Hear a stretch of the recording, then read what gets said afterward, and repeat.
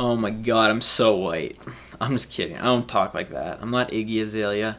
But I am here to speak to you about Rosé, specifically Rick Ross's Luc Belaire Rosé. Who better to have a line of rosé liquor than Rosé himself? So I'm going to speak about that black bottle as well as Jay-Z's Ace of Spades and the connection between the two. So basically, in 2006, the CEO of Sovereign Brands, whose name is Brett Barish, got Jay-Z to become an ambassador for Ace of Spades. So prior to that point, no one had really heard of Ace of Spades.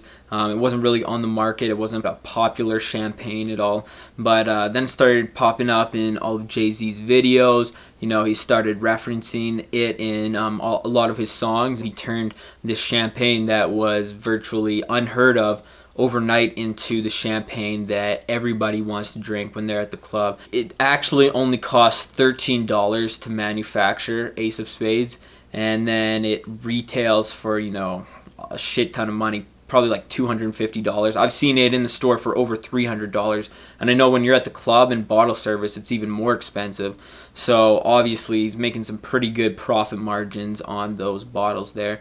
But what's interesting is this Luc Belaire Rosé. It's owned by Sovereign Brands, so the same CEO went and got Rick Ross to become an ambassador. So never at any time have they actually gone out and officially said that they've paid Jay-Z at one point, because it takes away from the credibility of him being an ambassador. He can't promote it and be saying that he's getting paid at the same time. He just needs to go out there and pretend like he just loves it, but he's not getting paid off it. He says that he loves it, he wants other people to drink it, but he's not getting paid off of it, even though he really is.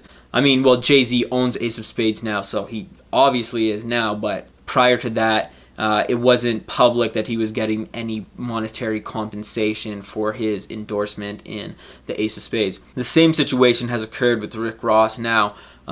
So Brett Barish, he's been asked by companies, you know, what the relationship is between Rick Ross and Luc Belaire, and he says that Rick Ross, he's just a fan of the rosé and he just loves sharing it with his fans and stuff. He isn't getting paid, there's no business, but he's just an ambassador. He just and loves it, which is obviously bullshit. He's obviously making tons of money off this, but, you know, I think he just doesn't want to say it because he's worried that if people think that Rick Ross is getting paid from this, or Jay-Z was getting paid from Ace of Spades back in 2006, then they wouldn't buy it, because people would think, oh, they're just saying that it's good because, well, they're getting paid if I buy it. And back in 2006, Jay-Z reportedly got $50 million worth of equity in the company, so Rick Ross is probably getting shares and probably receives a nice amount of money every time that it's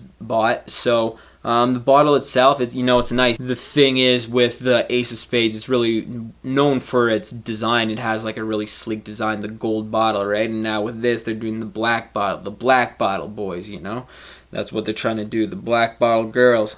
And so, you know, this is pretty sleek design. It's $30, which is, you know, pretty cheap. This is a rosé, right? So I think rosés are fairly cheap. I'm not a rosé connoisseur, but I think $30 is pretty reasonable compared to Jay-Z's $300 bottle of champagne. So, you know, Rick Ross is doing the same thing, promoting the Luc Belaire Rosé. Maybe not as subtle as Jay-Z. I mean, he's actually in commercials, and, you know, before every one of his music videos, there's a little 10-second clip kind of promoting the rosé. But, you know, he's got all his homies drinking it everywhere. You know, DJ Khaled looking like an idiot in the Bahamas by himself, swimming with a bottle of rosé bigger than he is.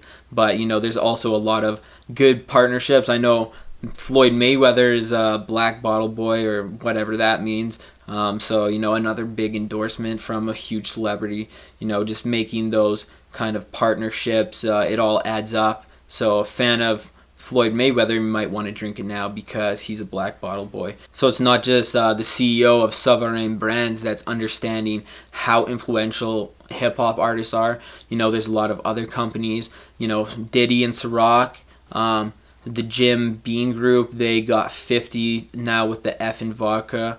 He's promoting that, the Ludacris with the cognac. There's a lot of different partnerships between rappers and alcohol. It just doesn't have the same appeal if you were to do it with any other genre of music. All these hip hop artists are already boasting this luxurious lifestyle where they're drinking the best liquor, they're getting the finest women. So when you're at the club and you're in bottle service, you want to be like Jay-Z, so you want to get that Ace of Spades and you're feeling good, you're feeling like a boss.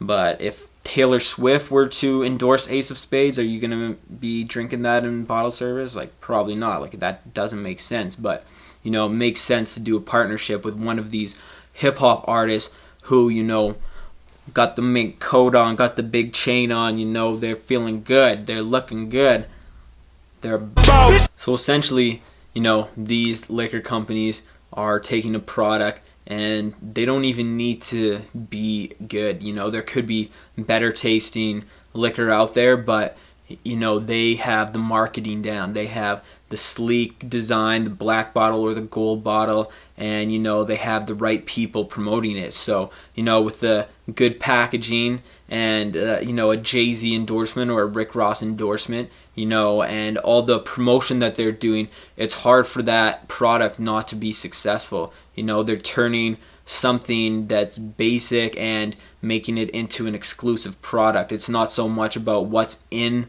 the bottle, it's more about what it represents and the branding around that liquor.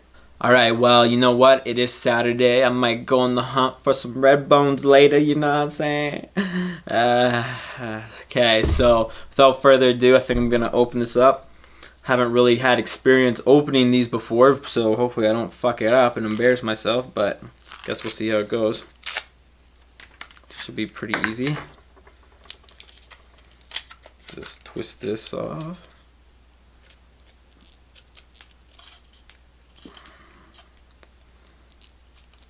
A little taste, okay.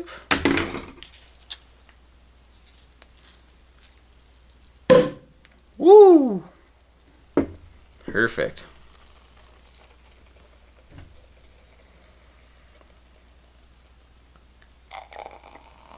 Got a little glass here. No. Got some bubbly.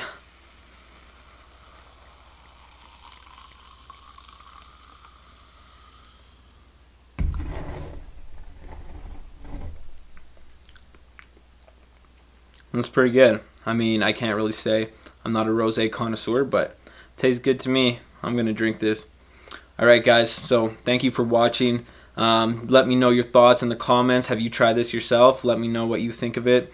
And make sure to subscribe. Alright, thanks guys.